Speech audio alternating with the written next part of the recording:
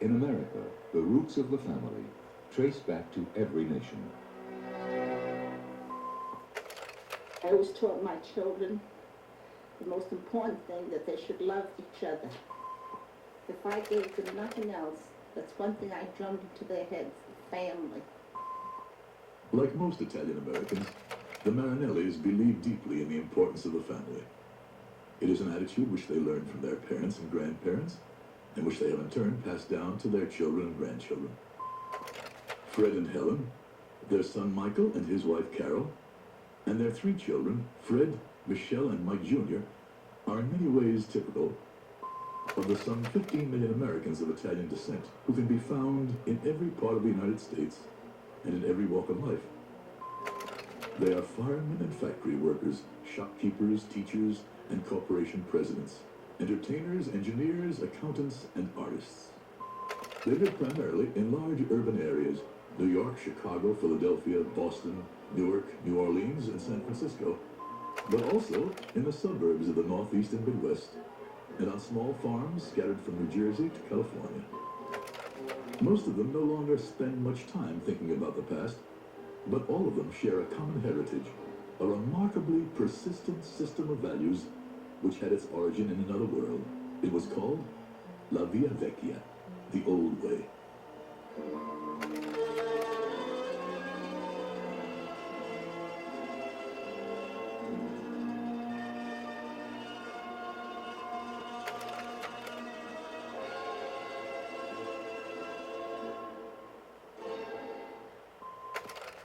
Italians were among the earliest explorers of America, and a few, mainly from the north of Italy, came to settle here in the 17th and 18th centuries.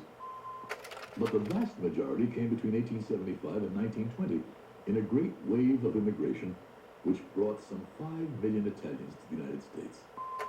90% of them came from the Mezzogiorno, the part of Italy which lies south and east of Rome and includes the island of Sicily. In the 19th century, southern Italy was a land racked by political unrest, high taxes, and a series of natural disasters which included earthquakes, tidal waves, and 2 major volcanic eruptions. Hardest hit of all were the contadini, the laborers, small farmers, and craftsmen, who for generations struggled to eke out a living under a succession of exploitive, often oppressive governments. The contadini were fiercely independent.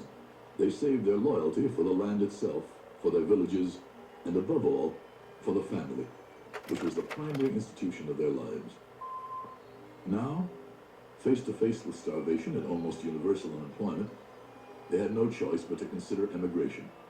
Reluctantly, family after family sent its strongest, brightest, and most employable to start life in another world. They had no money, spoke no English, and over 65% could neither read nor write in any language. They were not pursuing great ideals nor searching for religious or political freedom. They went looking simply for pane e lavoro, for bread and work. In 1888, at the age of 15, Helen Marinelli's mother, Albina, arrived in New York from Sorrento. Albina had come to join her father and older brothers who were already living in the Red Hook section of Brooklyn. Like most Italian immigrants, they settled near their friends and relatives from the old country. Where could they go? They couldn't speak English. They had to group together. They had to. They couldn't branch out. That's why I say I can't understand all these people say complaining when they have so much freedom to do what they want to do, live where they want to. We couldn't do that. We were very poor growing up. We didn't have, God bless them, what these children have. I didn't ever even know what a present was at Christmas time. Fred Marinelli's father, Michael, also arrived in New York in 1888. He was a tailor and settled on the Lower East Side, where Fred was born. Fred's mother died when he was less than a year old, and his father struggled to bring up 8 children, alone. My father became ill, and we had to work, all of us, in our turn, and in our turn we all had to do the house chores and everything else for the lack of a mother. For the new immigrants, the first priority was work. Jobs were plentiful, but the pay was pitifully low. Both large companies and independent contractors imported contadini by the boatload, passage over in return for years of indentured service. The contractors, or padrone as they were called, were often unscrupulous, burdening the unwary immigrant with exorbitant fares and unnecessary service fees. But to the men of the Mezzogiorno, any job was better than none.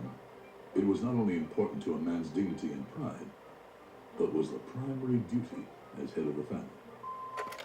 I started working when I was 12, and I'm 70 today, and I haven't been out of work one day in my life. And all of my brothers the same way. There isn't one of them that was ever lackadaisical about doing a man's job. This is what my father taught us, and this is the way we are. Italians built the subways of New York. They worked in the stockyards of the Midwest, the lumber camps of Michigan, the cigar factories of Tampa, and the vineyards of California. And wherever they went, they grouped together in little Italian-speaking communities where the old ways could be nurtured and preserved.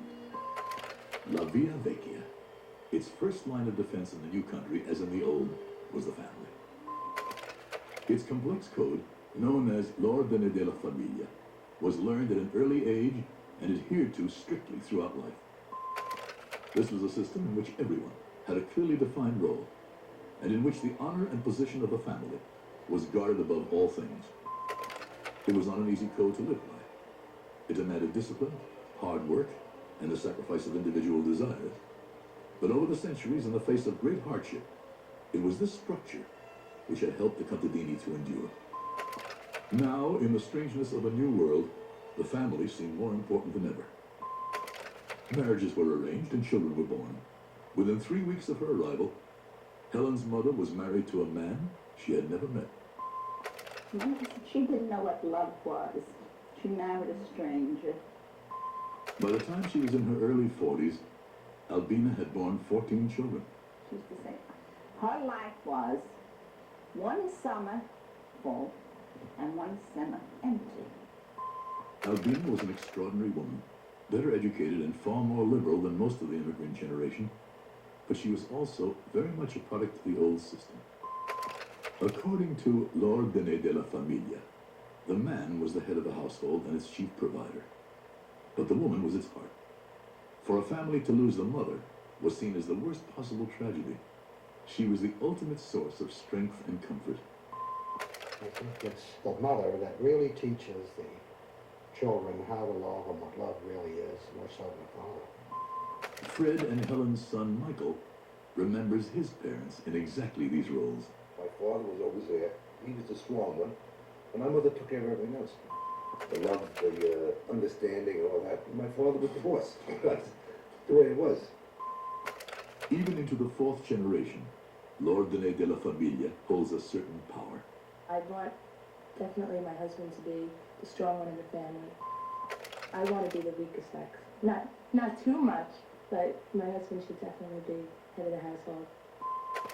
As the generations passed, marriage and family maintained a central role in Italian-American life. But the old system of rigid disciplines and arranged marriages, which had worked so well in the Mezzogiorno, could not survive in the fast-paced, freewheeling world of America. Helen remembers neighborhood women coming to discuss potential marriage contracts with her mother, but Albina had seen enough of such arrangements.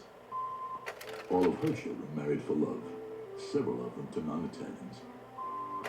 By the second generation, marriages outside the Italian community were fairly common, although they were almost always within the Catholic faith. Michael, whose wife Carol is Irish, is among the more than 50% of today's Italian Americans who are married to non-Italians. But in spite of all these changes, the divorce rate among Italian Americans is still one of the lowest of all ethnic groups.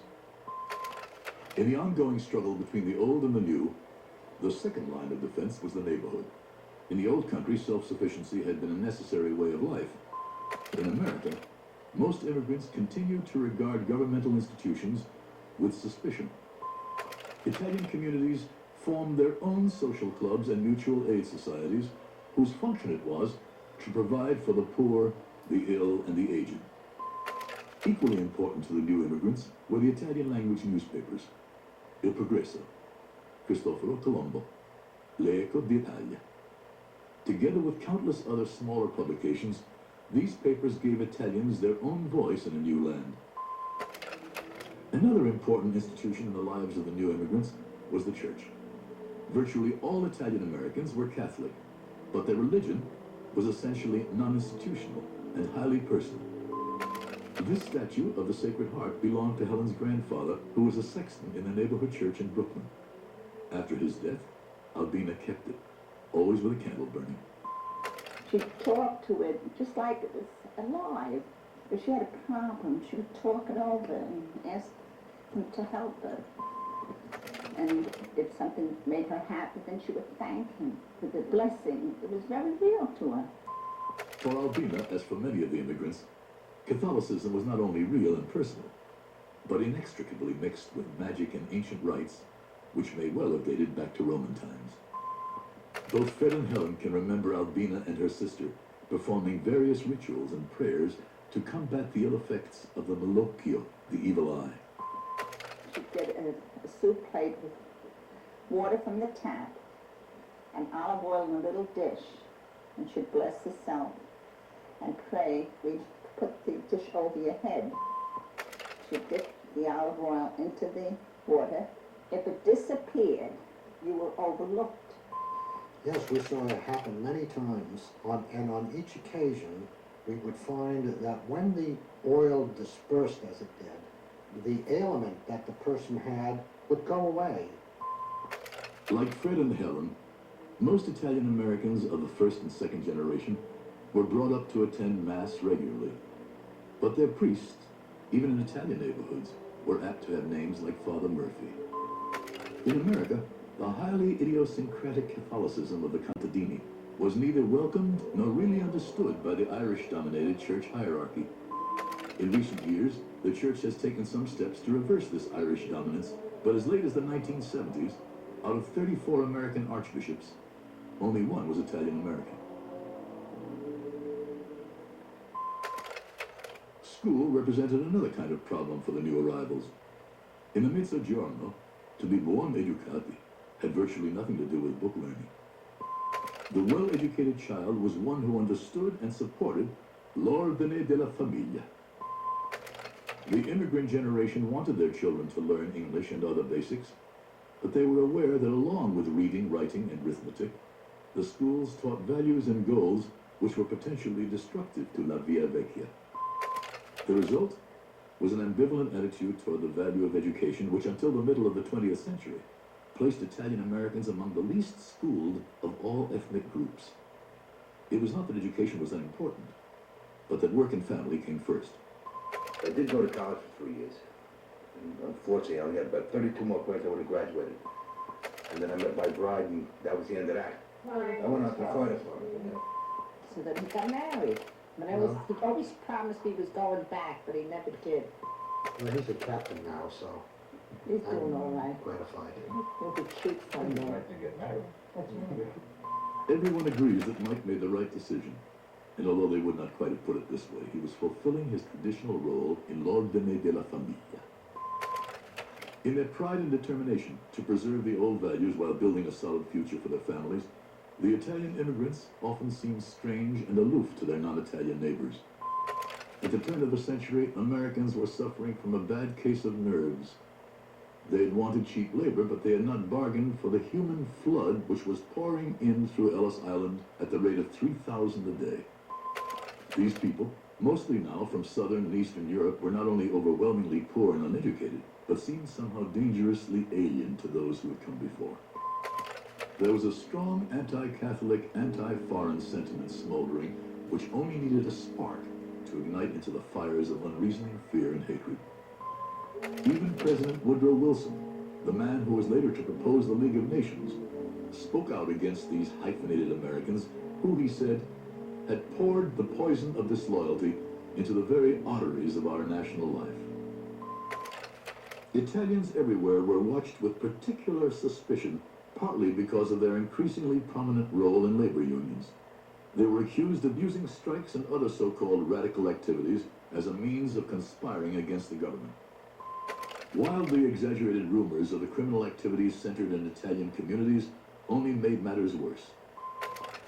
When Helen Marinelli was still a child, her family moved from Red Hook to a largely Irish neighborhood in Staten Island. They didn't think I was Italian. In fact, they didn't know what we were, some of them. So one day, Mrs. Dooley said to me, "What part of Ireland did your parents come from?" And I looked at her. I said, "They didn't come from Ireland, they came from Italy." She looked at me and she said, "Get up where you belong, you guinea." So I ran up to my sisters and she tried to explain to me that they were prejudiced, and that's what they call the Italians, guineas and wops. And I was heartbroken. Helen's experience was mild compared to some. In New Orleans, an angry mob broke into a jail holding a group of Sicilians and killed 11 of them. Another innocent man was lynched in Denver, 3 in Louisiana, 5 in Mississippi. 6 more were shot in Colorado. For many millions, prejudice was simply an inescapable fact of life. And yet most of the immigrants remained optimistically loyal to their new country. My mother loved this country. She couldn't wait to be a citizen, but we told her she couldn't until she learned to speak a little English, and she tried. She made it. To the immigrants and their children, America had become home. During both world wars, millions of Italians fought overseas, sometimes facing on the other side men from the villages of their parents and grandparents. And in the end, despite prejudice, depression, and war, Italian Americans not only survived, but prospered.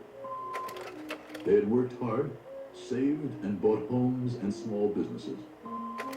Gradually, they began to move out of the urban ghettos and into the suburbs, where they could at last fulfill the ancient dream of every contadini to have a small plot of land.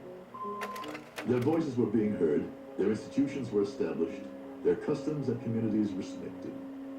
Organizations like the Sons of Italy, UNICO, and the National Foundation of Italian Americans grew and flourished. But perhaps more importantly, they were entering the mainstream of American life. As far as I'm concerned, my Italian heritage is one thing, but basically I'm American.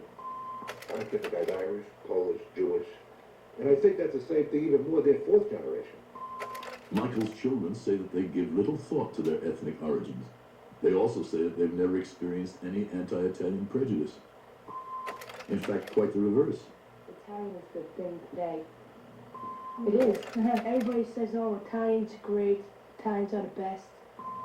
In almost every facet of life, Italian Americans are on their way up.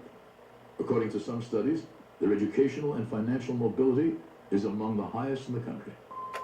Once the most illiterate of all immigrant groups, by the 1950s, college attendance equaled the national average, and by the 70s had surpassed it.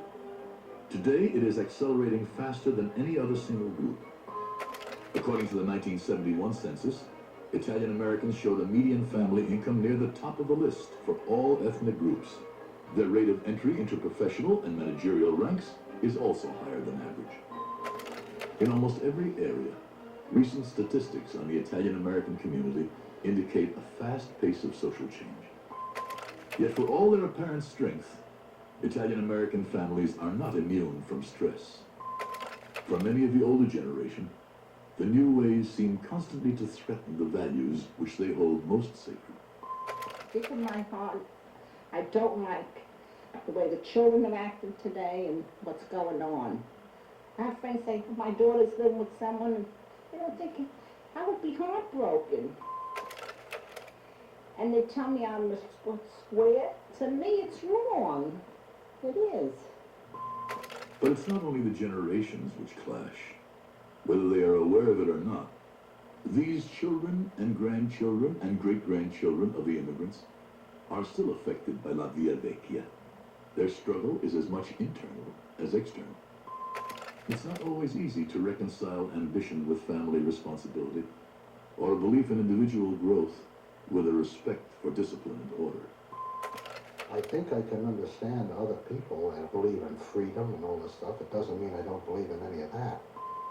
But I mean in the strict sense of a household, you just cannot allow everyone to just go whatever way they please and have any sort of control of a unit. The younger Marinellis are thoroughly modern teenagers. But if you ask them how they would bring up their own children, they sound remarkably like their grandparents. Well, I want my kids to respect me, as I do my father and my mother. I want them to respect me. I wouldn't let my kid go gallivanting around the streets at 5 o'clock in the morning, because that's bad on me. And my parents and my grandparents, they taught me, and I have to teach my kids. In the chaos of the last quarter of the 20th century, there's an almost universal longing for a more stable social structure, a renewed interest in the family, and in words like order, dignity, and respect. Many Italian Americans are finding it possible to work up the ladder of professional success without sacrificing family stability. At the same time, perhaps they are helping to redefine the word success to include achievements which have little to do with either money or status. My son Mike has done a splendid job. His children, they love each other, and they're not ashamed to show their affection. Both my son and his wife have taught their children what love really is. The Marinellis may no longer do things exactly as their contadini ancestors would have. But at the bottom of their strength is a deep family loyalty and an openly emotional concern for each other, which is a tribute to the very best of La Via Vecchia.